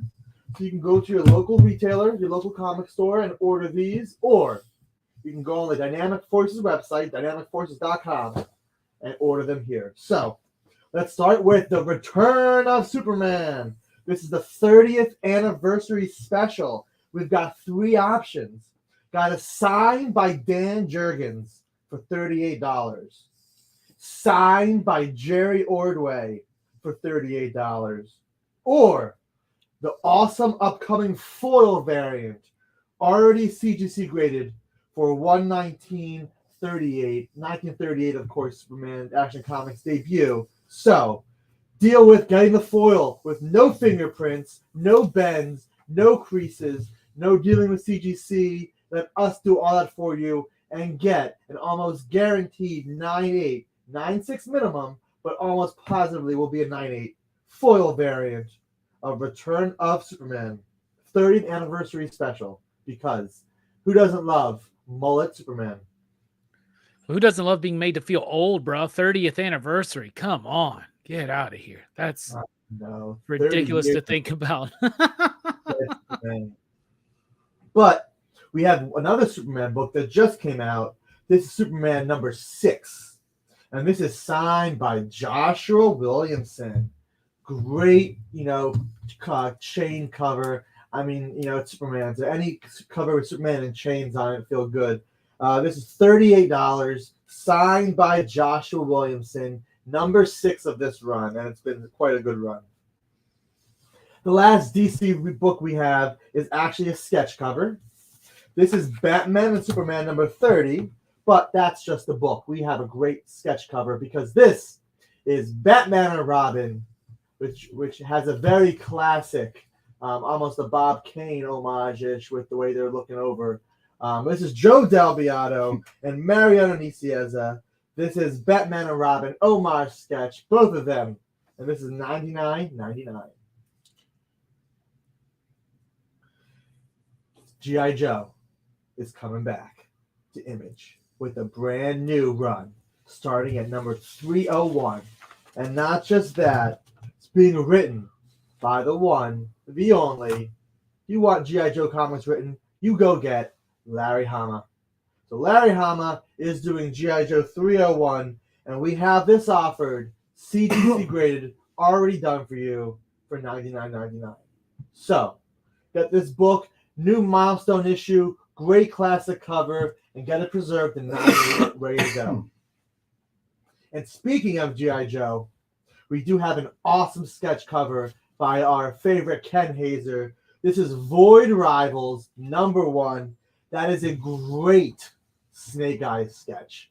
And Ken does great work, but I think Ken does some of his best work when it's two-toned and very easy colors, because it's all about the inking and the coloring. And I mean, that visor, the glare in the visor just looks so cool with this sketch cover. This is being offered for the first appearance G.I. Joe, $82. Void Rivals number 1 with the Ken Hazer Snake Eyes head sketch. Dynamic Forces has 2 awesome indie books that we're soliciting right now. It's Prism number 1, Metallica Ride the Lightning homage cover by Carlos Nieto and Mateo De Longis. This is from Ablaze Publishing, and this is issue number 1. We're offering this CGC graded for all you Metallica fans for $84. Ride That Lightning. This is a cool series with a great Metallica homage cover. So get this in a holder for $84. And we also have from Ablaze, this is Almost Dead, number 1, signed by Ryan Benjamin. This is a cool new series, and this is offered for $20.05. Almost Dead, number 1, zombie series from Ablaze, signed by Ryan Benjamin. The last solicit we have for you is something very cool. This is the Cornucopia comic collection. Yes, just in time for Thanksgiving in November, the Cornucopia comic collection is an alliteration of awesomeness. 6 Marvel, DC, and independent publisher limited edition comic books. Minimum value of $179.94. So basically $180 of value on sale for $119.83. 1993, the year Dynamic Forces was established. So celebrate Thanksgiving with six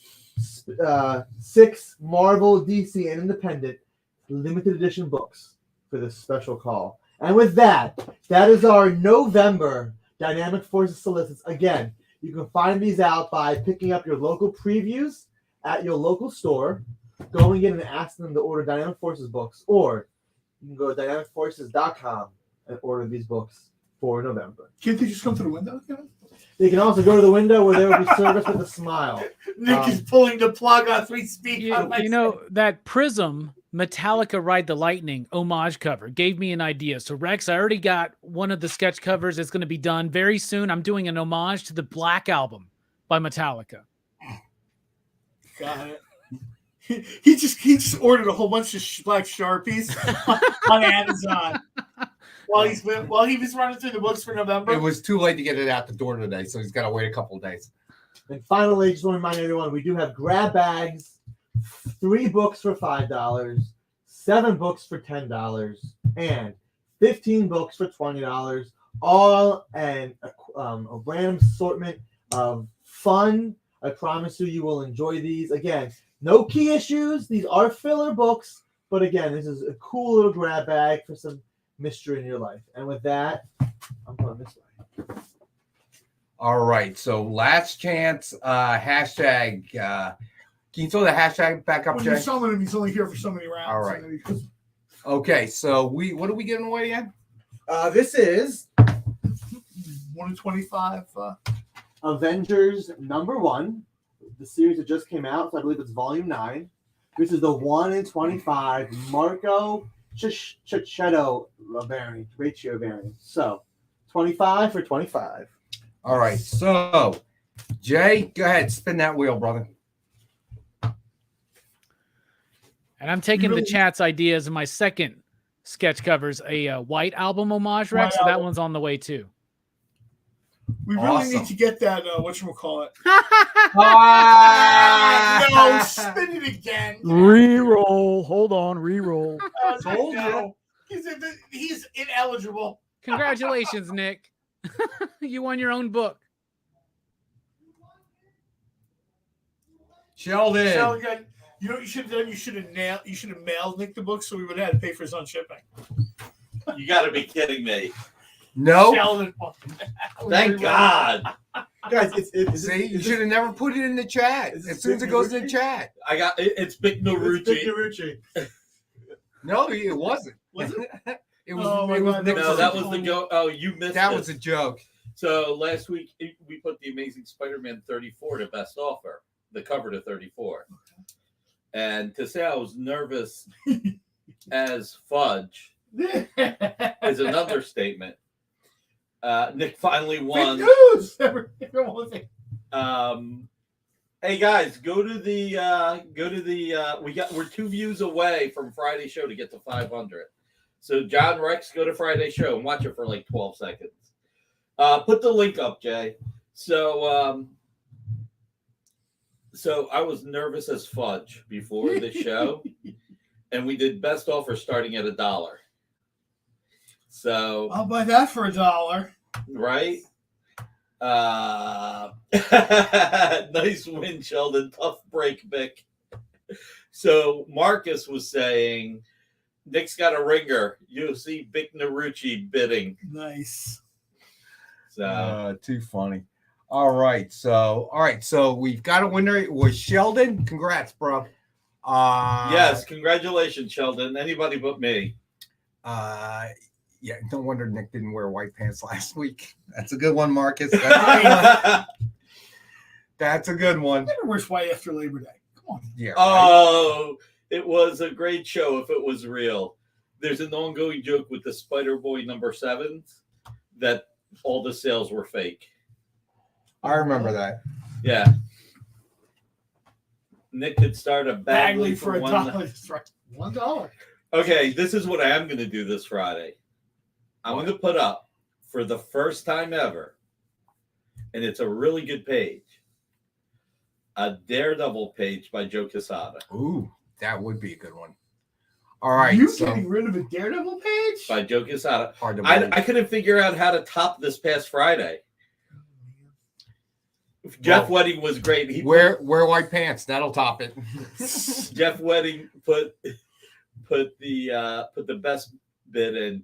He goes 1962. Nice. I was like, that's a Nick Barucci price, not a big I know. That's Barucci price. All right. So Jay, a what big we dollar right now. It's not. I'm not doing that again. It's going to be fixed price. Fixed price. So Jay, what do we have coming up after this? So we're going to take a little bit of a break, and then at 9 Central, 10 Eastern, we're going to have the Devil's Advocates. Not quite sure what they're going to do, but you should definitely check it out. It's a cool call-in show where sometimes they argue, sometimes they don't. But Oh, it's a that's fun show right. to I have watch. to show my perm picture on Friday too, because we had over 100. So like 50 people went in and created second accounts. Oh boy. Better fun. Go home and find that pic, dude. And don't try to alter it none. I already got it. It's on my phone. Jay and JD will be able to figure out, oh no, this has been photoshopped. Oh my god. All right, so thank you, CJ. Do you ever watch Madagascar? Yeah. I'm gonna put on the Afro Circus fro. All right, so we'll be back. Nobody will be able to tell it's fake. Thank everybody for joining us tonight. We'll be back congrats Wednesday everybody who picked up at books. 7. Nick will be on The his. perm was what I had when I bought the page. So, I stole my hair. Nice. so Nick will be back 7 p.m. on Friday. You catch Robbie at 9 o'clock. Tonight, Robbie PCP. Catch him at 9, and then I'll be back with Robbie on Friday at noontime Eastern for the topic of the day. So thanks again, everybody. Robbie and I got to do a doubleheader one night. We got to do Vampirella and Ford Fairlane. Oh, a triple header. Add in Hudson Hawk. Oh, I'll do Hudson Hawk at a moment's notice, Nick. I'm ready for that one. That's one of my favorite movies. Right now. Oh, watch Hudson Hawk right Hudson now. Hawk is so freaking awesome. You love Hudson Hawk, Nick? I love Hudson Hawk. All right, we're doing it for movie night in 2024. You got to be there, bro. I'll be there for that. All right. There. Listen, the 3 movies that I would do movie night in a New York minute: Hudson Hawk, Roadhouse, Elvira, Mistress of the Dark, and Rodney Dangerfield Back to School. Oh, well, I'd like to see. Amy would do Young Frankenstein. I'd like to see the remake of Roadhouse. No, I wouldn't. Why not? That's not a movie that needs to be remade, bruh. No. Dude, they've remade so many movies that shouldn't be remade. Roadhouse is one of the greatest films of all time. We've covered it on PCP Movie Night. I don't disagree. I don't disagree. Yeah, it's great. I don't disagree. That's right, the Triple Lindy. Triple Lindy. Yes. They just what about would you like to go on the date tonight? I have class. What about tomorrow night? I have class. Well, let me know when you have no class. Let me know when you have class. All right. Thank you, everyone. We'll Take see care, you all everybody. Wednesday. Tune in to Robbie's show at 9. Thanks, everybody. Catch you next time. Join the party. Head over to our link tree to find all the links for everywhere the experience is all the time.